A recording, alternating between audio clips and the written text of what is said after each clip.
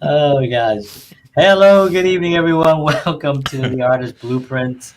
My name is John Henry Soto, and as always, there he is. George Batista is with us, and we always start really laughing, really a lot. Yeah. Literally, like with 10 seconds left. And anyway, but we are here today. We are back. Actually, we've been gone for a couple of weeks. My fault. Um, with full transparency, I injured my back like a 80-year-old man. Um, but I have a chronic back situation that I've been handling for years. I'm really good with it, but for some reason, 2 weeks ago, almost 3 weeks ago now, I and just screwed up my back. So it put me out of commission for a lot of things, and I am back now. So yeah, we did put a rerun episode last week, which was good and well received because I people told me he goes, "Oh, I'm glad you're back because I saw you were on the show," and I was like, "No, that was I'm not back yet. I'll be back next week." That was but I'm glad you're watching. Yeah. Um, so yeah, but we are back now, and want to thank everybody for tuning in. Where George and I were talking about something interesting before we went on about sort of not putting so much attention on medial. Is that a word? Menial. Menial, menial on menial tasks. Basically, really focusing on what the purpose is, and then just trying to move those cycles and those things that for some reason draw our attention. And I'll even talk about it in a little bit. Let's do our sponsor first before I get yapping. And take it away, Jorge. Thank you, sir. So the artist blueprint is brought to you by Wellness Resources, a family-owned and operated nutritional supplement company providing the highest quality, clinically formulated supplements since 1985. Find out why I love them so much, fantastic supplements, and why many other people around the world choose to take them. Make sure you check them out at myvitaminresource.com. And number one, if you enter the promo code Artist Blueprint, because you are our listeners and viewers, you will get free shipping on your order. And on top of that, take advantage of their daily specials. And this month's daily special is 25% off their weight management supplements. And those of you who may listen to my show, I've talked about a lot about leptin and leptin weight management. They have some fantastic supplements if you're looking to lose weight, if you're looking to curb the appetite and stop the sugar cravings and all that. So again, 25% off weight management supplements. Check them out. It's Wellness Resources at myvitaminresource.com. Coolness. I should work for Jeopardy. Yeah, you should. Um, so we were talking about kind of moving things out of the way that kind of sometimes just become a nuisance. But for some reason, we put a lot of attention on some of these things. And I think when I hurt my back, you obviously you can't move, so I'm laying there, kind of just thinking about my life, my existence.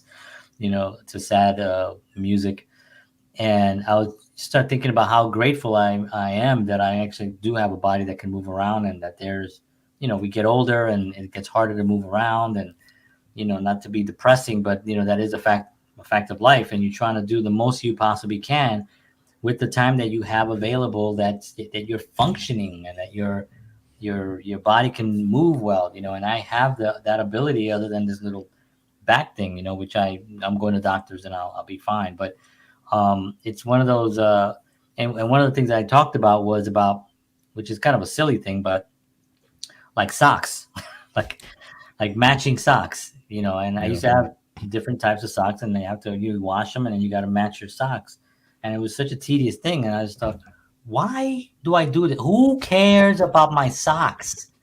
Who is gonna look down at my and be like, oh look, he's got a different pair of socks from the last time, because last time he had the blue ones with the dolphins.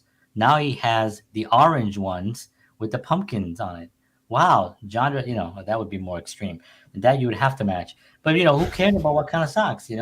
So that I went out and I got rid of all my colored anything that was different socks. Got rid of all of them, and I went to like Walmart and I just bought bags and bags of of socks that were all the same. They're gray. They're good quality. They're bad quality, and they're Right. good. And but they're all just gray, one color. And I basically now when you do laundry, now you just take two socks, you throw them together, and you're done. I don't even sometimes put them together. I just take them all and just throw them in the thing. And then when I gotta go, I just grab two pair, two pair or two socks. I do the same Brilliant. thing with the jeans. I went out and I said, okay, I like these jeans. I like the jeans I'm wearing right now. They fit me comfortably. They don't hurt my waist. They fit okay. I'm not gaining weight. I'm not really losing weight. I'm kind of keeping it where it is. I went to one of the other shops and I bought, five pair in the same size, same color, same everything, and then another like three or four pair of another color, same thing, same size, same everything. And then t-shirts. I went and I bought a bunch of black t-shirts, navy blue t-shirts, gray t-shirts, have, different color blues, and just have a bunch of t-shirts. So now when I go out, I just wear t-shirt, jeans, and then if I have to like look fancy or whatever, I bought some collared shirts, just Right. some decent collared shirts, and I have like I don't know, like maybe 10 collared shirts that I just have, and I'll use one for like either for the show here. Sometimes you'll see me with a different shirt, a new shirt that I just got. I'll try it on the show, whatever. But no, it just saves so much meaningless. It's a task that really does not have to. Now, if you're going to an event, you know what I mean? If you're going to and if you go to events a lot, like if you're, and I understand that for men and women, I think it's a little bit different. Yeah. A man can put on a tuxedo that he rents, Yeah. but a woman has to go out and buy a dress, True. and has to do the whole, that whole thing. And she wants to have a different dress every time. She's not going to wear the same dress. A man can wear a tuxedo at every single event. I have a tuxedo. I bought a tuxedo 20 years ago when I got married. I rented one for my wedding, and then like about a year later, I was going to go to some event. It was a gala, and I was like, oh, I can get a tuxedo. So I went and I bought it. I bought the whole thing. It's sitting there. It was the last time I wore it. The The gala. gala. It's in my closet. But if I needed it, I could pull it out and put it on. I think I'll still fit into it. But anyway, my point on that is just that there's a lot of things that I put my attention on sometimes that slows me down, and it becomes frustrating. It is. I've actually often said that about you too, actually. But no, You actually was telling me something about you some changes you had yeah, also no, where you go. So. it's so true though. I've really, and I was telling John that in the last few months, especially maybe in the last 6 months, that I've really changed my philosophy on a lot of things. I've changed my philosophy. I've become a little more, I've simplified a lot. Actually, even on my phone, it says simplify. That's, it reminds me every time I look at my phone. And, I've stated, like for my show, for example, there's certain things that I'm doing for my show that are straightforward. Some people would say boring or whatever, but it's okay because I know that those things are going to be the most productive things that move my show forward. It's not going to be, I'm not going to be Mr. Social Media and do all that. I took all the social media off my phone. I have no social media on my phone. All right. And I do everything on the computer, because I want to be intentional about how I use things and how I do things. So now everything has an intention on it, but it's not like, I'm not like, oh my God, I have to have this. No, I just do it, and I scratch it off and I do it. And everything is a simplified version of what I used to do. And it's changed. It's changed a lot of things. And now I'm starting to see flow coming in. Yeah. Now, I'm actually attracting advertisers on my show. I'm actually attracting people onto the show. I'm actually attracting things just in my life that I wasn't seeing before. Yeah. So I'm like, wow, there is something to this. And just like you said about the socks, even with clothes and even with things that I do around the house, I've simplified a lot of that because it's amazing how you don't realize how you can really get caught up in such crap. Yeah. Such crap that you think that you need to do all this stuff. Yeah. And you think about it, it's not even for you. Right. Exactly. You're Exactly. doing it because other people are going to see you, so you R- care about what they. And I tell you right now, if somebody says to me, "Why do you always wear a black T-shirt with jeans or whatever I'm wearing?" I'll be like, I'll give them exactly what I just told you, right? What I just said right here. I'll tell them exactly that, and I guarantee you, they'll look at their lives probably a little bit different. Yeah. You know, when you sit there and you open your closet up, and I used to do this when I worked in an office where I had to wear shirt and ties. You Mm, open that closet up, and now you're thinking, what tie? Did I wear that tie yesterday? No, I wore right. this one. Well, maybe I'll wear this one. I haven't worn this one in a while. And suddenly you have, a minute of your life is on a piece of cloth Yeah. Yeah. that goes around your neck that doesn't even make any sense to goes around. Why do we hang these things around our necks? I know. It's just- There's no purpose to it. It's just literally a thing, a loop. We hang it and it just hangs there. yeah. There's no purpose to it other than like, oh, he's well dressed. Look at the piece of cloth he has hanging around his neck. It's called a tie, John. Yeah. Yes, look at that tie. I mean, it's just listen, if somebody is into, I know that fashion it's an art, it's a creative thing. Now, if you watch fashion shows, I don't know what's going on with the fashion world, but good fashion is good fashion. And Right. when you can see a nice suit, a guy who's dressed sharp in a nice suit, that's awesome. And if that's the thing that they want to do and you want to do, I think that's totally acceptable. You know what I Right. mean? But the for me and for any entrepreneur and anybody that's trying to build something, you have to simplify your life, like George Yeah. was saying, Yeah. and put those things in there. And if it's social media, like I have social media, I use social media all the time. I don't. It doesn't pull me away from things. It gives me the things that I'm. Hmm. It's part of what I'm. It's my job, basically, Right. right? Right. But if there's a thing that stops you, slows you down in any way, or distracts you, but I see people out. It's funny when I was in New York, I'd be on the subway and I would see people on their phones, and for some odd reason, I would always think that they're working. Yeah. I would always think that they were, and when you look, somebody's sitting there, you look, it's like Candy Crush, Yeah. Oh, yeah. like a Oh, yeah. football game. Yeah. It's like just a distraction. It's a distraction from something. Now, if you're happy at your job, and we said this before, if you're happy at your job, and you're not, looking to leave, and you entertain yourself. Obviously that's fine. But if you're trying to build something, if you're one of those guys out there or gals that are complaining that, oh, I really want to build a business and I want to do this and I want to do that, but you're not doing that, look at your life and try to spot things that pull you away from that thought, from that viewpoint, or from that direction.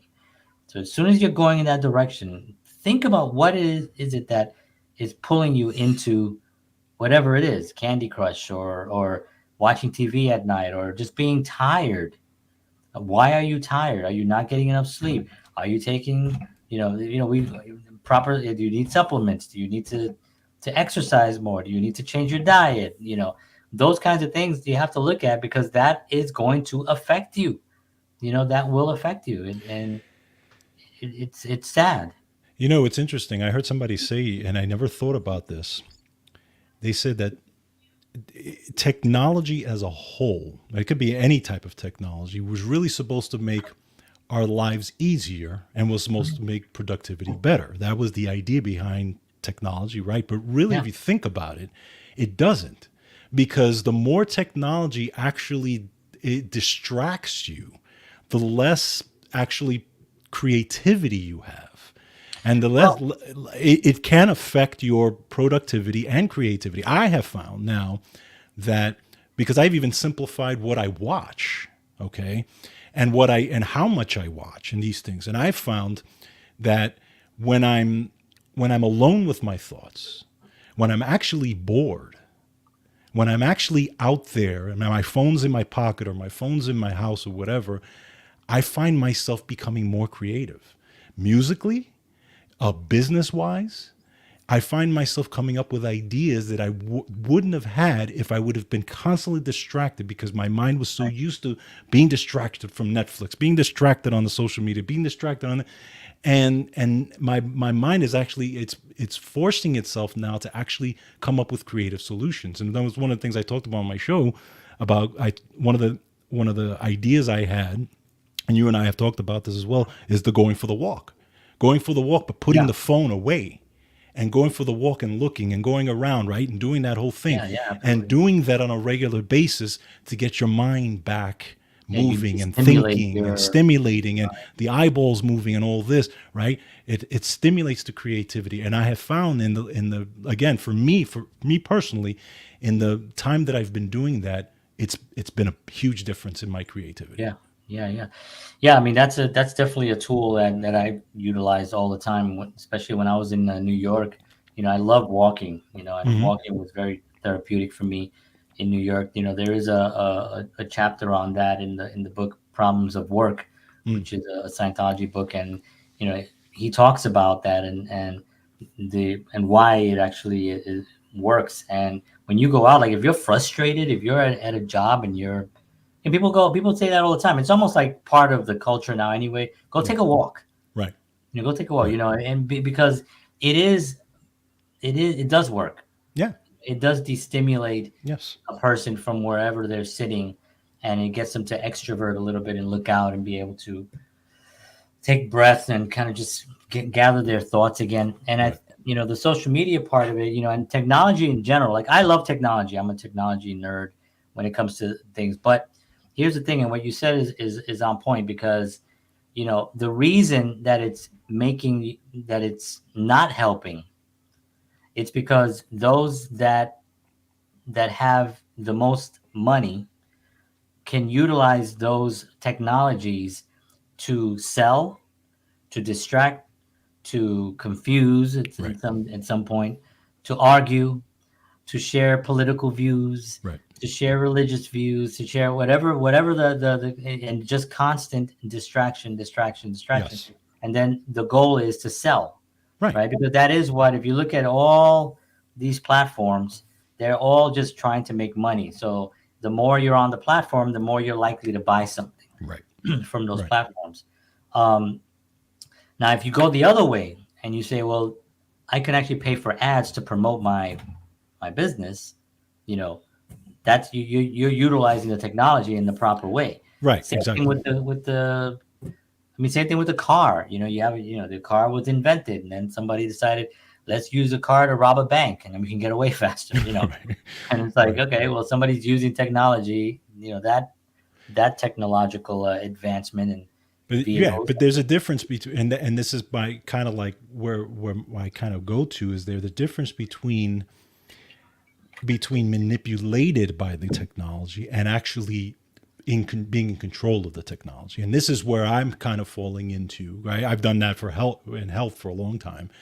And, I found myself, a while, years ago, that I was starting to get manipulated by the technology. And it doesn't have to be social media. It could be Netflix. It could be whatever it is. And then I said to myself, wait a minute. I said, I'm actually falling into what they want me. Like you said, these people with a lot of money Yeah, whose basic design is to keep you distracted and to keep you on their platforms, keep you watching this and doing that so and you all can this. buy stuff. And right, and I'm like, no, I want to have control. So now I put safeguards in place, and this is part of simplifying things, where I'm in control. I'm going to go and have a purpose when I use the platform. I'm going to have a purpose when I watch this, even on YouTube, right? I love YouTube, but when I go on YouTube, it's for a purpose. I don't Right, go on there to scroll to see what else is recommended to me. I right, want to go look for a specific channel, and I use it kind of like Netflix. I'm going to go look for a specific thing, and I'm going to watch the new one that came out, and then I move on. right. So in that thing, I'm intentional about how I use technology. Again, technology is amazing. It's a Yeah, great thing, and I love it. But it's how you use it, how it's used, basically, yeah, right? yeah, exactly. And YouTube is also a good, it is the second largest search engine in the Right. world, so Of it's a course. good research tool Absolutely. as That's well. exactly it. Right. So Right. yeah, so sometimes I'll be like, I'll research But I mean, I get sucked into like drummers and Oh guitarists, yeah, yeah. Well, that's easy to do. because Yeah. because you go there and my whole page now is just music and film stuff. Right. So there's like, I'll see like something new that I never saw before. It'll be like, oh, here's a Stevie Ray Vaughan in a clip that I never saw before. Well, I'm going to watch that, and then there'll be recommended. So there is a way to to get you if you're interested in that thing. Yeah. Like for me, I'm pretty. I've been doing. I think I was the first one when we were in a band together. I was the first one to really get into the whole social media Oh stuff. yeah, Like yeah, I definitely. was the one that came with MySpace, and I was like, Yeah, "This is the yeah, new thing." Um, so I always had the idea that this is powerful because you can reach people from here, from wherever you are, and you can bring them into your world, and you can build a brand by doing that. right. This is what I do with technology. So I knew that early on, but I also knew for some reason, and probably because I wasn't a young man, I was an older man, so it wasn't like I was a kid, Right. where I was going to get. If I was a kid with this, we'd probably be a different situation, right? Yeah. But as an older man, I kind of know. But this could also get really dangerous. I Yeah. remember thinking this could also get addictive, Mm-hmm. and then kids lose their creative abilities. Yeah. Now they're relying on this little box to entertain them Yeah. and to make them feel like something, Right. and they're lacking something on their Yeah. own. I go through it with my kids. Same My here. son. I have to and I tell them, I'm like, well, the reason you're bored, because think about it, George, imagine being bored when you and I were kids. What did we do? Yeah. That I was gonna say that, right? It's We had to. We luckily we got to play music, which we learned. yeah. We dove into that, but then we would watch, Bob Ross. Mm-hmm. We'd watch The Frugal Gourmet on Yeah. PBS. We'd watch Star Trek. A bunch of Star Trek. Yeah. Over and over again. And that's what we would actually. That was our what was interesting to us. Yeah. You know what I mean? But I think that what it does is, especially, we're going to talk about my new book I was eventually. gonna say we're nowhere near that So topic. this show is actually about my book that's coming out. I'll just flash it there. But yeah, that's my book coming out. I will touch upon it in a little bit, Okay. and see what Anyway, but no, but there is a possibility of getting addicted to Yes. this, and but what I think that it's doing is that kids now are having so much trouble being creative on their own. Yeah. They can't you can't give a child a pen and a paper. I don't mean a child, but like a 10-year-old that can write and write me a story. I was like, what story? I don't, and we had to write stories when we were younger. You know Mm-hmm. what I mean? When you're in school, you have to write. And today it's just changing. It's It just is. completely changing. And that's part of I think that's part of the tragedy of Yeah. social media, is that I try to teach my kids the what's behind it. Like, Yes. I'll give you an example. My daughter homeschools, Right. and so I created her curriculum based on these online sites that have these really good. Some of them are Christian-based Mm-hmm. curriculums, which I like. Those, they're very thoughtful in the way they're structured, right? Right. So I created her curriculum, and I put it on for her. And one of the things I knew is that because she likes being on the computer, and she does her schoolwork on the computer, and she plays Roblox. Yeah. Roblox, and all that stuff. So I said, okay, well, one of the lessons were, how does algorithms work? Mm. How do And so I explained to her. I was like, oh, this is actually a class that's going to teach you why Facebook, sometimes the posts are higher than others, and why Yeah. and she's like, oh, really? She's like, I want to learn that. I was like, good. So I want to let them know that what they're seeing here is not the thing. Right. Behind it is the thing. Right. Learn Right. more about what's happening behind the scenes. Right. Learn coding and stuff. Even coding now is like not as popular as it was a few years ago, because True. now AI does a lot of coding as well. But coding, for instance, is something that or at least that mindset that kids pick up very quickly because they pick it up as a language. They Oh, pick it up absolutely. as an understanding, and Yeah. they're Yeah. sponges when they're young. So if we're gonna have technology, which by the way, it's not going anywhere, Right. unless the sun shifts into the sun, unless the earth, I should say, let me just rephrase it. In case, unless Earth shifts its axis and hurls into the sun, we're going to have technology here for a very long time, and it's going to keep advancing, and AI is going to be here, and it's going to do a lot of the jobs and stuff like that, and it's going to create uh, it's going to create almost the same effect that all major technologies created. You think when the electric car came out, that the guys that had the horses and buggies, that they weren't like, well, wait a minute, how's that running? Well, it's running on gas. Or you can go back and read articles of like the uproar that was happening with that. You can go back to the printing press. Right. The printing press had kind of. You go back to the radio. The Right. radio, when the radio first came out, it was a huge thing, because now people, oh, who's going to buy my newspaper if they can just listen to somebody give them the news and what's happening? So it was a major, major, major issue with the whole technology. So every technology has its time that it's going to create its effects. It happens with the cell phone, and now it's happening with AI, and it's going to continue happening in the future with 10 feet tall robots, which I hear is coming. Well, that'd be helpful for you. Right? um, the only the the only thing I would say about that is that there's a difference between the technology when you look at the Industrial Revolution, when you look at all these things in history, whereas now you are literally manipulating the mind.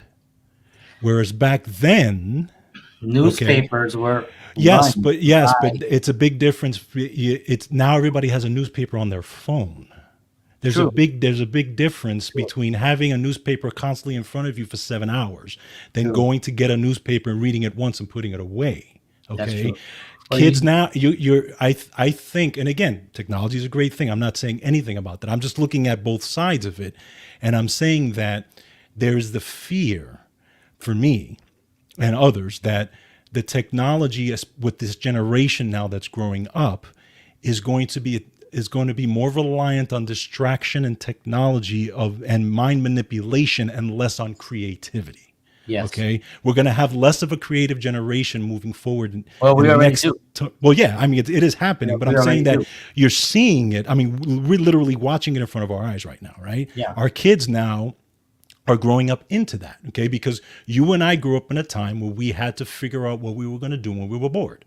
You and I had to figure out, how we were, and the creative process, and we had music as an outlet to be creative. Where kids now, instead of learning an instrument, would rather watch somebody dance on TikTok because that's more stimulating to them than being creative and learning an instrument. Right. Yeah. That's You haven't seen my dances on TikTok, so well, I that's don't think you true. should go there. And do you wear? I hope you wear clothes when you do that. Well, on TikTok you have Is to, that how but you hurt your there back? is an app. There is an app. If you want to follow me, go to my page. Ooh, But you know what? What I was thinking about, I mean, yeah, you're right. Because I mean, back in the days, you had to find, and that's what we went out. I went out. I did a lot of bike riding. We played baseball. We played yeah, basketball. yeah, We had to do. Then we came home. We eat some food, and there was a lot of jokes. hmm There was a lot of talking, a lot of humor. We yeah, would laugh. The whole point was to make each other laugh and to just be silly. And it seems now you'll see, like, I've seen this, you'll see like 5 or 6 kids hanging out today, and they're all on their phones, yes, not even interacting with one another. Now, of course, this is not a new thing that I'm saying. I'm not, right, you know, saying anything that hasn't been said already by a bunch of other people online. My thing is that it all comes down to the parents right, or guardians that can make sure that child understands what they're dealing with, correct, so they understand that this will make you less creative. yeah, If you don't have, because I mean, how can you even sit there and write something if you're being influenced by everything that's on your screen every single day. You're going to be motivated by that screen. Yes. So it's like when the internet goes out, it's like, what are we going to do? Now, I say technology is going to advance and advance, and it is going to advance to some degree, but there are going to be moments in time when things crash. Right. We had Facebook crash a couple of weeks ago or a month ago, whenever it was, and in certain areas, and it was a big deal. A lot of people were like, "Oh no, how can I let everybody know how good this omelet is?" They were making a lot of jokes and stuff like that. But yeah, it's that kind of upbringing that we have to now think Yeah. about with our kids. And George, well, you have your daughter is a little older. She's what? She's 16, 17. 17. My daughter is 13. My son is 7. Um, they grew up with this. Yep. What I mean? Like they don't know life without cell phones and without technology. They don't understand it. George and I didn't have this. People don't understand that there was none of this existed. If George and I were going to talk, he'd have to call my house. And if I was home, I would answer it, or my grandma would answer it. Tito, Georgie. And I remember that. that'd be our lives, I love hearing your grandmother every time I call. Oh man, she was the best. She was the best.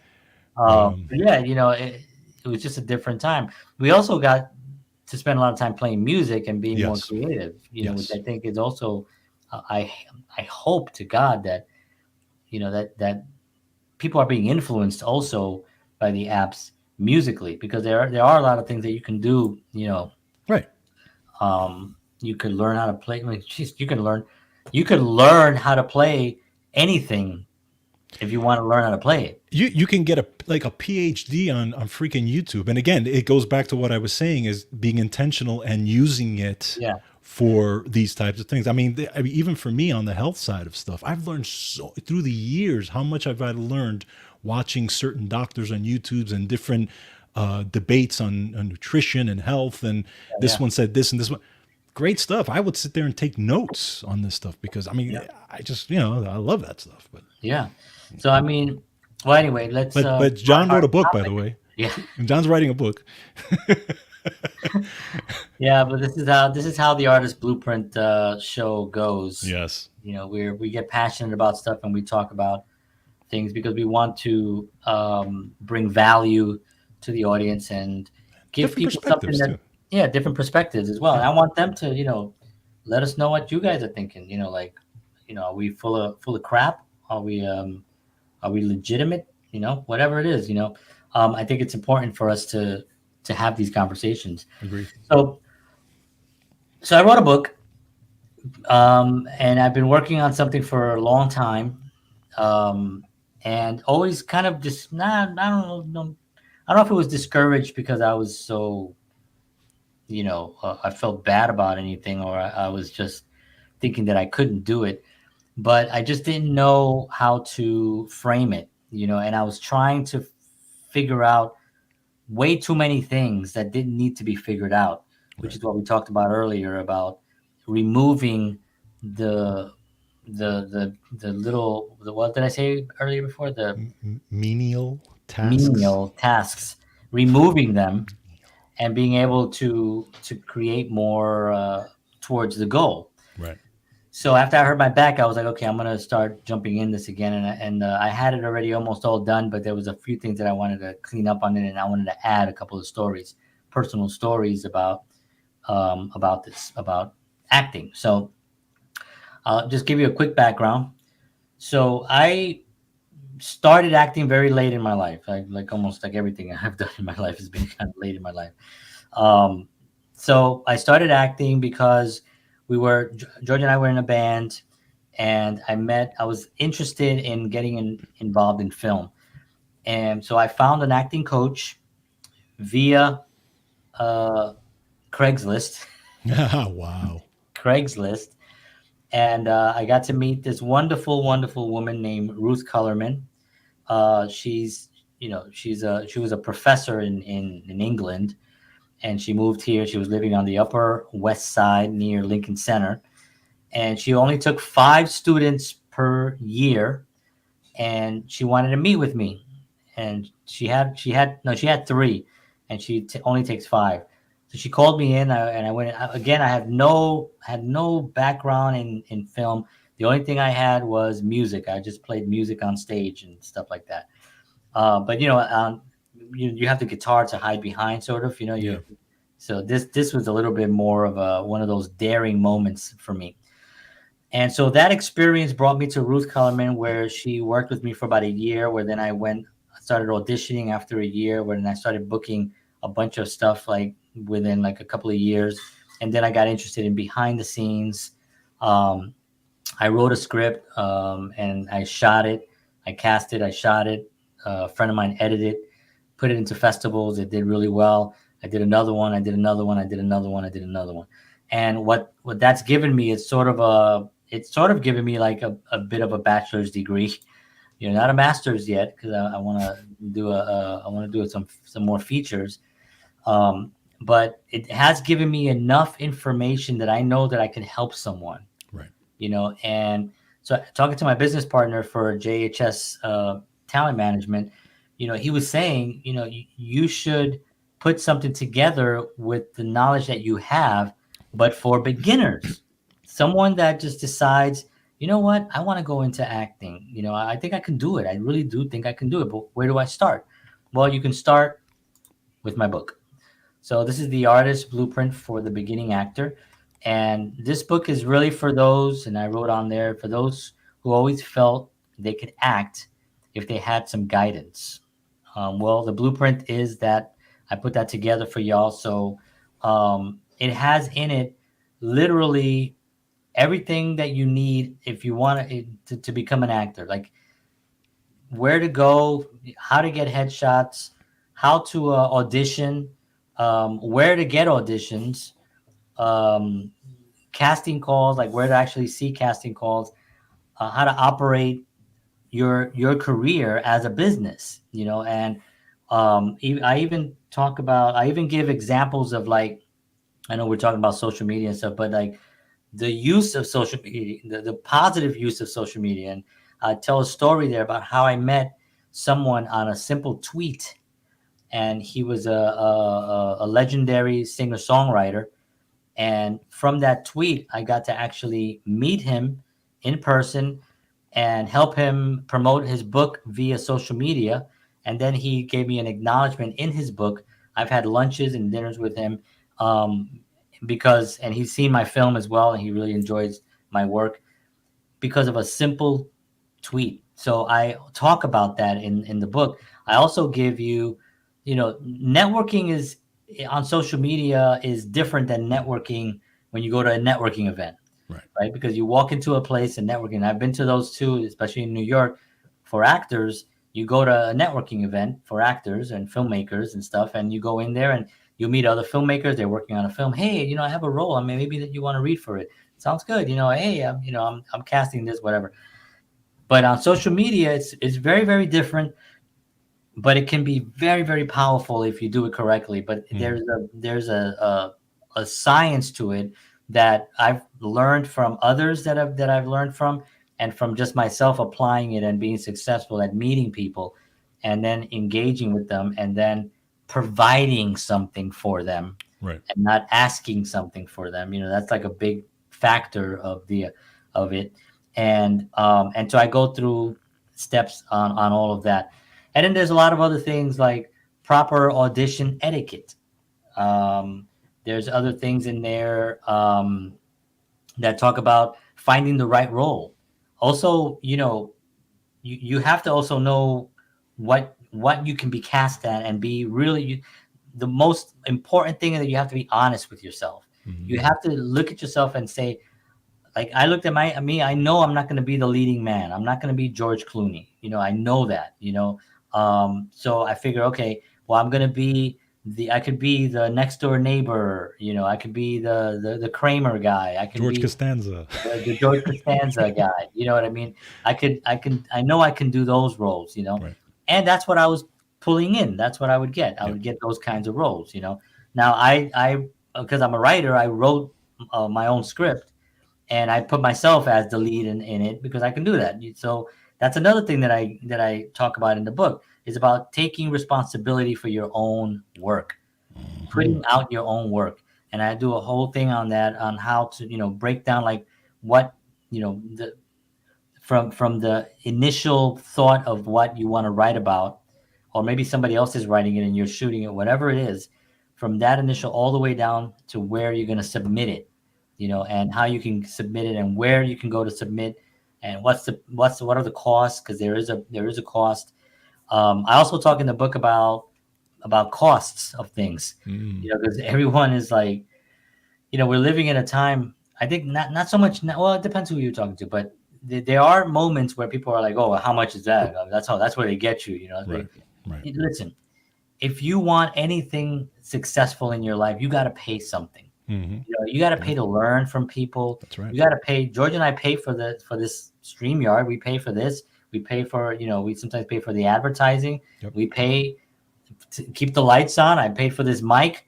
This was not a cheap mic at the time. You know what I mean? I paid for my lights. I pay all this stuff. You got to pay for it. Yeah.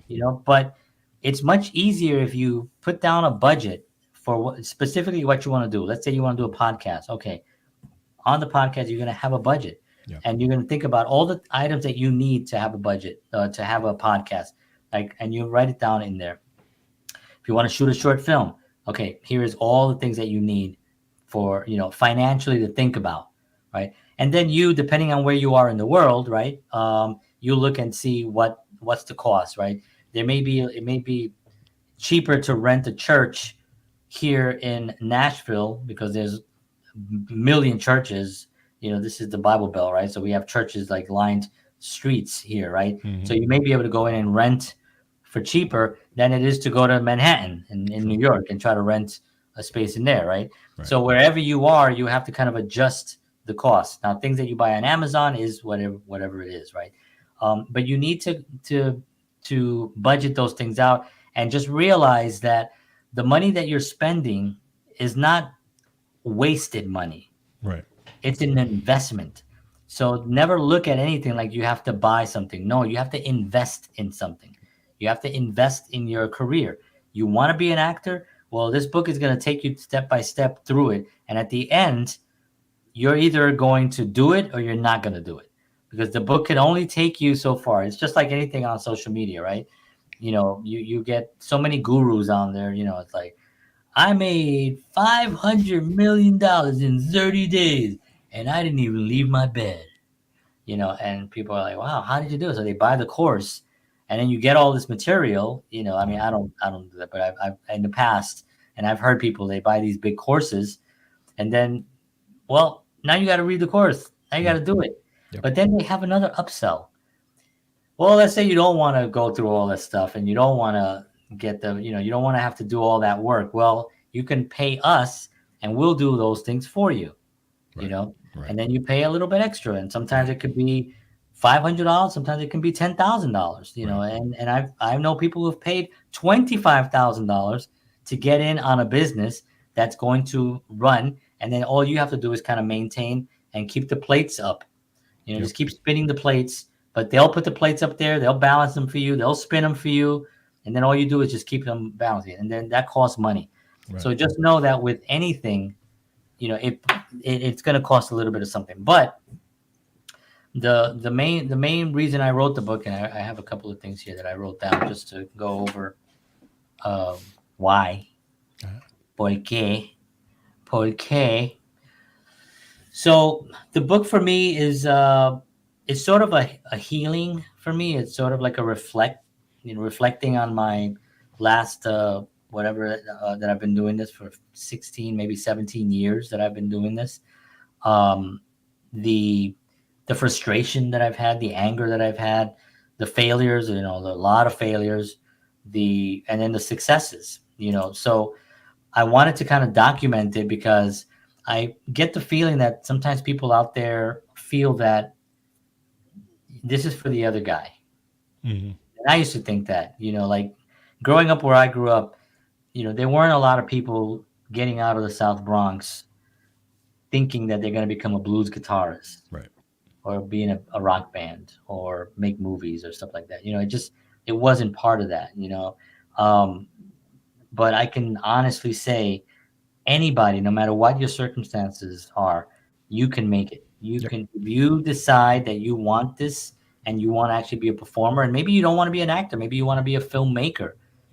This book is still going to help you with that because it's going to give you the tools what an actor would do, but really, it's really what a filmmaker does. This Right. is what really how I operate. Because it's not so much the auditioning part of it that's the going to get you the job. It's your mindset that's going to get you the job. Correct. It's always going to be the mindset.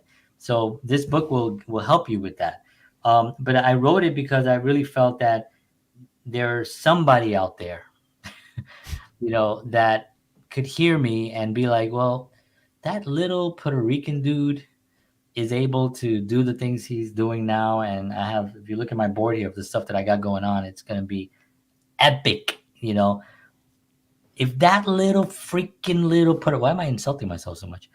If that little piece of that spick, if he can, That's do normally it, what I would say about you. that's true, right? I'm talking like George over here.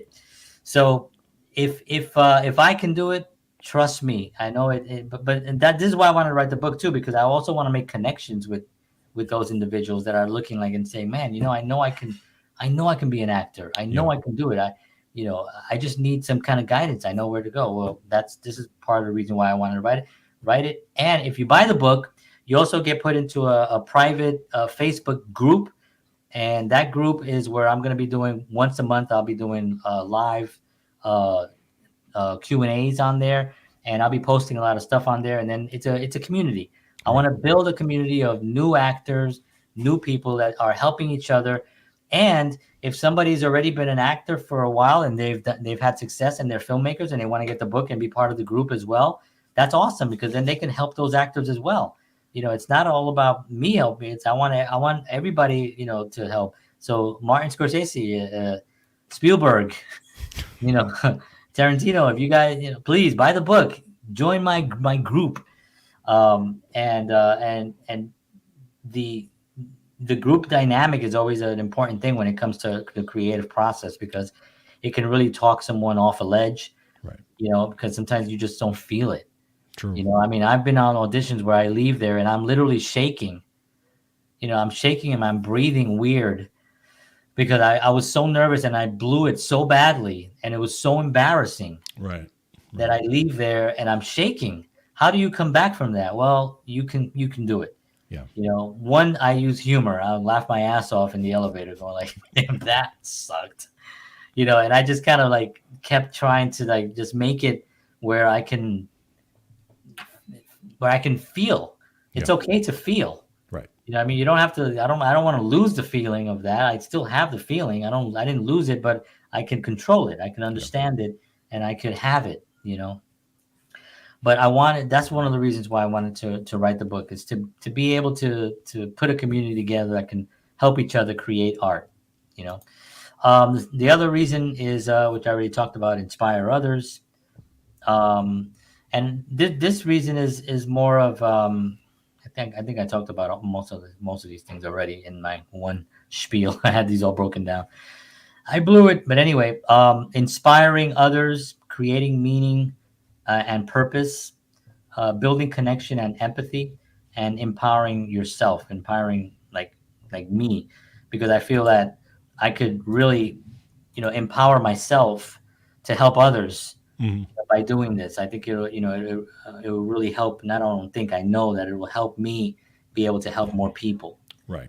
And that gives me a little bit more confidence, and the more confidence I have, the more people I can help, and that really becomes a valuable thing. I also want to do something that's meaningful. It's like even films, like I've turned down stuff because I don't want to do it because it goes against my integrity to do certain things. You know what I mean? Like, so I don't do that. Nudity. I keep getting asked constantly to do nudity. I'm just kidding. But at the same time, if you buy the book, you'll be in his group where he dances naked on TikTok. So at least you'll get the nudity there instead of. Yeah, I mean that's worth the price of the book alone. There you Uh, go. just having access to that. Um, no, but you have to. This business is, people talk about Hollywood, and Hollywood is like is it's just having issues. They're putting things out that are very formulated, and again, I'm not all of it because I've seen some good films. You know what I mean? I got around to actually seeing the other day. This is a little tangent. I got around to see La La Land. Oh, okay. Did you see that? I didn't. My wife saw it. I didn't see it. So it started off a little rough for me. I was Hmm. kind of like I don't know. I'm not buying it yet. Right. I mean the actors are great. It's shot beautifully. I mean it's great. But I wasn't committed yet. And then they did a little dance number. It's sort of like a musical. Yeah. Not sort of like I think it is a musical. But one of the things that, and here's my personal critique. If anybody thinks I'm way off base, but I grew up. My mom was a huge fan of Fred Astaire, Gene Kelly, Ginger Rogers. You know what I mean, like all of them, right? Right. Judy Garland, and that just that whole era. Danny Kaye was huge in my house. Like Danny Kaye, my mom would, whenever Danny Kaye was on, she would call me. Danny Kaye's on. Even my grandfather would. And so, and these are like masters Hmm. of being in this type of environment, that type of film. Right. But what I gathered as a filmmaker, I thought to myself, I said, the part of the reason why I think it worked in the 40s and 50s was because all the actors were sort of in on it. They weren't Marlon Brando actors. Right. They weren't feeling the pain. They were in on the joke. They were in on the music.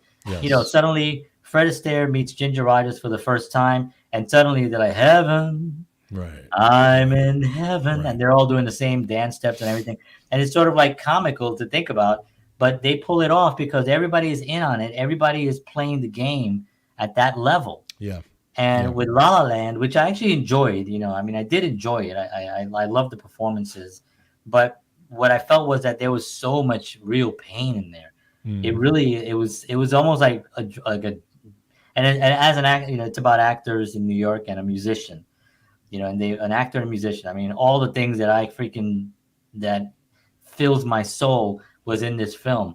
All the heartaches, all the opportunities that failed, all the rejections, all the successes that go like this and then suddenly boom. Yeah. All that stuff was in this film. So it really did affect me, but it affected me so much that it was really painful to watch it. It Right. was like, so I did enjoy it, Mm. so the reason I bring that up is because I don't want to knock all of Hollywood. Every once in a while, something comes in that does really, meet the grade as far as good quality work. Sure. Um, but the what's happening in Hollywood, I think, is we're heading into a new golden age. This is Hmm. my own spiel.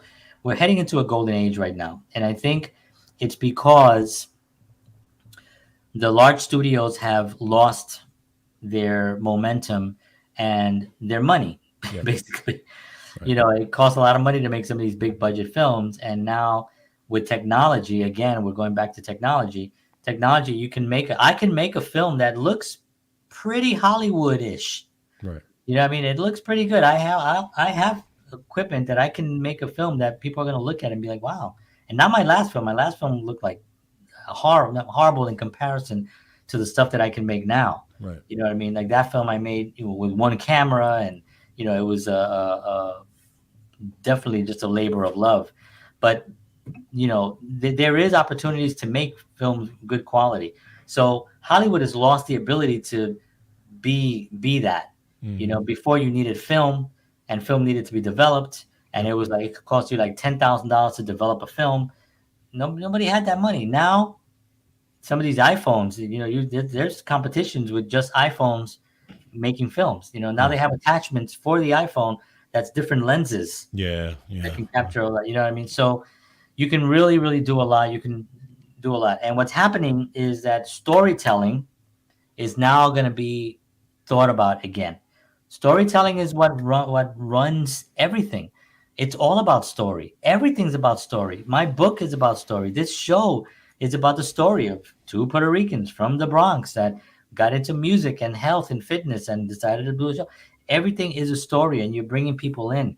These big giant films that just have a lot of forced things in them because society says that you got to put this into every film now because it's forced. It lacks authenticity because Yes. it is not authentic. It Right. clearly is not. It's being forced. So Hollywood is having a rebirth. I truly believe it, and it's not going to be at that location. I mean, that location has all the places, but I just saw Tyler Perry speak at the 10X conference, 10X Grant Cardone. He was talking today, as a matter of fact, and Tyler Perry came out and he spoke about how he made it, and he's an inspiring guy. If you Yeah. if you hear his story, how he made it was amazing. He didn't go through Hollywood. Right. By the time he got to Hollywood and said he wanted to do a film, they were like, "Who are you?" Right. He's like, Right. "Well, I'm selling out theaters with my play, Yeah. and I'm across the country, and I have and they were like, whoa, they had no idea." So he also bought, not bought. He also the deal that they gave him because he said, well, the deal that I want is that I want to own everything. I Right. want to own it, and then the studio was like, yeah, sure, you can own everything. They didn't think it was going to come of it. He owns, George, every single film, play, everything on TV, every second, every minute of everything that's ever been on television, everything. He owns every single piece of it, which is unheard of. Beautiful. It is unheard of. And of course, he's a billionaire, but his place down in Atlanta that he owns, his studio, he's the sole owner of the studio. I love it. He's the sole owner. No, that's unheard of. You know I what I know, mean? but I love it. Yeah. I And think that's so fantastic. he's inspiring people to do that. You can Yes. have smaller houses. You can have a small production company. You can make your films. You can have the same distribution. You can have the same marketing. You can pay for Facebook ads. You can pay for any kind of ads online. You can go live stream. All the same things. Hollywood is trying to figure out how to get bigger. Right. What they're looking at right now is the IMAX, do more IMAX movies because Yeah. I don't have an IMAX theater. So Right. that would be something that would be, and you have to shoot an IMAX movie in a very specific way. It's not just regular cameras. Mm. So that's something that they're hoping. I think they're hoping that that's going to be their reason why people go to movies. And I think the movie experience is still an epic one. Sure. Sitting in a room of 100 people enjoying a film, it's still the best thing ever. And I don't think AI or virtual reality or anything is ever going to replace that feeling of being, maybe virtual reality, if you put the goggles on and so you can sit next to your friend who's sitting somewhere else in the country and you'll Right. see them and you can interact with them. Maybe it'll to that degree, but there's nothing going to be equal an actual live theater experience, right? Just like live music. Right. Live music is always going to be a thing. So, what was it? Where was I going with this? Oh yeah. So the reason I'm saying that is because I want to, make sure that people understand that whatever it is that you want to do, whether that's acting or directing, or maybe you want to be an editor, making that decision, making that true decision, and then planning it out and getting yourself a notebook. Old school marble notebook. Remember these? They still sell these. I still buy them all the time. I have like dozens and dozens of these with songs that I wrote back in the day. The same ones that I've had, George, from Glass of No Years. And this was a one that I used for work. But get yourself a notebook and then get serious about it. This costs $2 to buy. You can buy, I think, a pack of 5 for like $7 somewhere. Right. Get yourself a notebook, get yourself a nice pen, and sit down and start really putting into the physical universe your thoughts, your ideas, your goals, what you want to achieve. Give yourself a date and say, by this time next year, I want this, blah, and write it down, and then put it somewhere. Don't put it away. Put it somewhere near you where you can get it. Put it somewhere where you always. I did a video a couple of weeks, about a month ago actually, where I talked about my setup. right? Yeah. And I talked about where I put things. I put things strategically in a place where I don't have to think about where it is or where do I have to go to make this happen. So if I want to do a live right now, I'm here. My phone is right here hanging on a tripod, which I showed on the video if you want to check it out on YouTube, and how I hooked it up. I showed where the actual clamps are, how much the clamps cost, and everything. I got my camera here. I got my microphone. Everything is right where I want. I want to listen to music. My radio is right here. I got my speakers here. I got my coffee here. You know what I mean? It's like I'm very intentional about where I'm sitting and where I am at that moment, Right. because then I can get the most done. I don't have to be like, Yes. oh, where did I put that?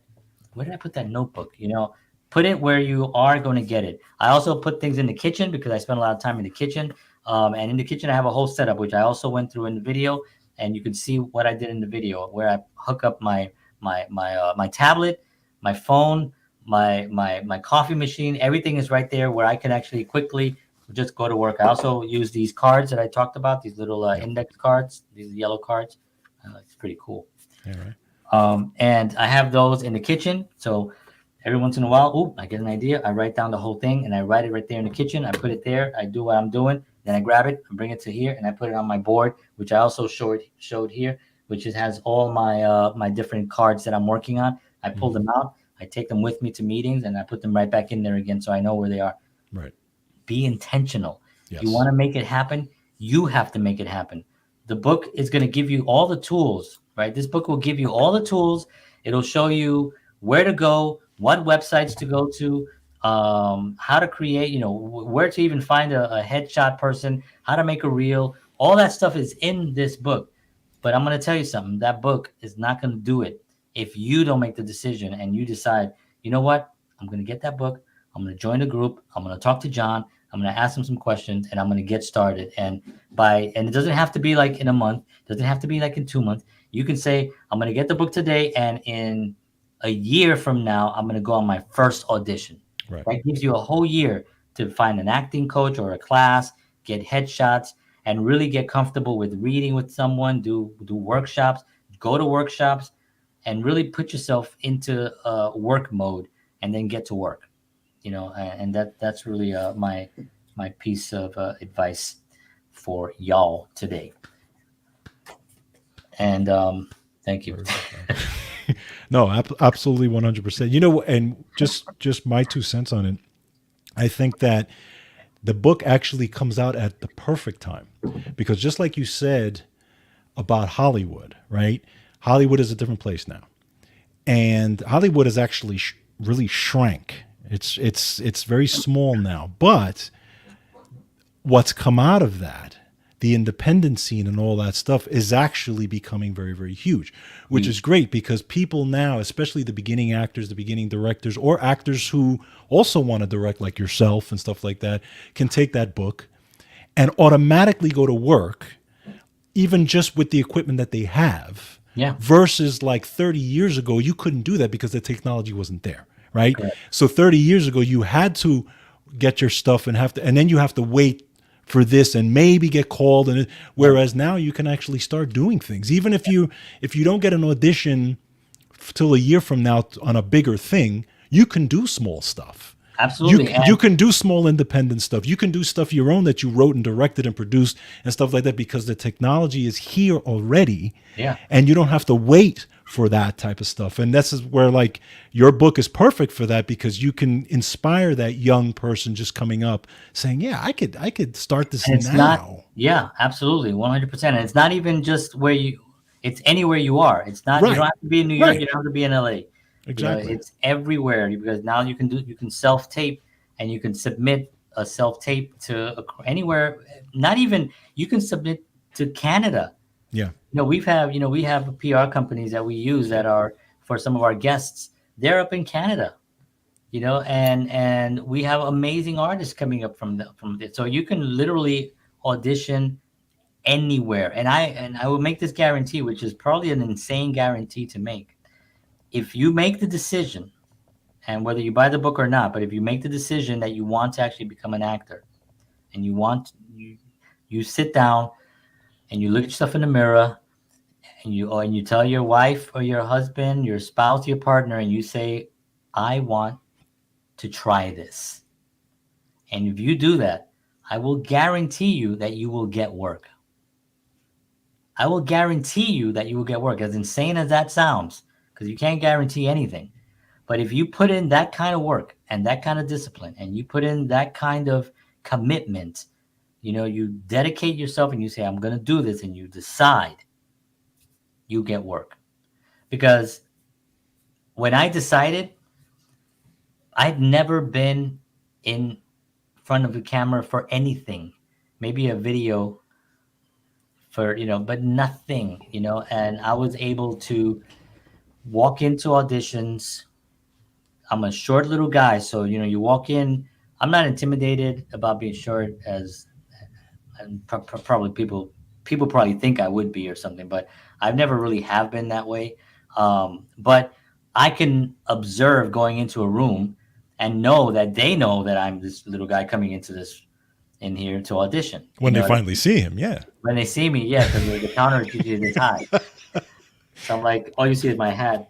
Hi, I'm here to audition. But you go into these places and it can be very intimidating. Yeah. But you're not going in there to impress those guys. I mean, you're going in there for a specific role, right? Right. So when I made that decision, and when I walked into that room for the first time to audition in front of it was a much bigger thing than I had thought. I was nervous, but I was an actor. Yeah. I knew that that's what I was, and it's about what I talked about in one of my past shows, be, do, have. Be the actor first. Be that. Then you do the work, then you'll have the success. You can't have success, then do the work so you can be an actor. 100%. So that's my guarantee. I mean, I'm telling you, there's so much work right now. There's so many production companies out there. There's so many new filmmakers. People are going back into film. There's also influencers, believe it or not, that are actually now hiring filmmakers to put their content together, because they want to put stuff together that looks more cinematic rather than just the way YouTube videos kind of look. Sure. And that's a growing thing as well. So you can be working for a famous influencer, doing their content and stuff. If you're a director or a writer or whatever, or an actor, if they need somebody to pretend something, you know what I mean? It's like, this is all show business, right? So anyway, that's my spiel. I'll have more information on this because I still have 2 things that I have to finish on this before it's out, and then it'll be on our website, and I'll talk about it here, and I'll have the link, and then you guys can get it from there. If you sign up as of in April 15th, when you sign up and you go to my website, this website, I can't find it. Where is it? Booty.com. So if you go to what did you say? Booty.com. I don't know. It's LatinBooty.com. Booty.com was taken. I had okay. Booty.live. Little LatinBooty.com. So if you go to jhstalentmanagement.com, April 15th, you sign up. You sign up for our newsletter that's going to be coming up. You'll get in your inbox. You get 3 PDFs that I wrote that actually will also get you started with acting. There's like auditioning tips. There's another place of where to go to get auditions. So it's actually a lot of stuff, and that you get for free. And then if you want to get the book after that, you can do that as well. And then that will bring you into our group, and then we can hang out and talk about film and talk about projects. And if you're in the Nashville area, it's a good chance I might use you in something, because I'm going to be shooting stuff soon. So, nice. All right, that is it. I'm glad to be back. Thank you, everybody who messaged me while I was away. I appreciate y'all very much. Y'all mean the world to me. We love you. We appreciate you spending time with us, because we know that the world is filled with so much stuff. We are positive guys, as you probably can tell by now. We don't go dark. We go funny. We may go crude, but we don't go and nude. Negative. Yeah, crude and nude. We may go, but we don't go negative. We always try to find the positive in everything. So anyway, thank you everybody for tuning in. We appreciate you. We'll see you all next week. Take care. God bless. And as always, peace. Peace.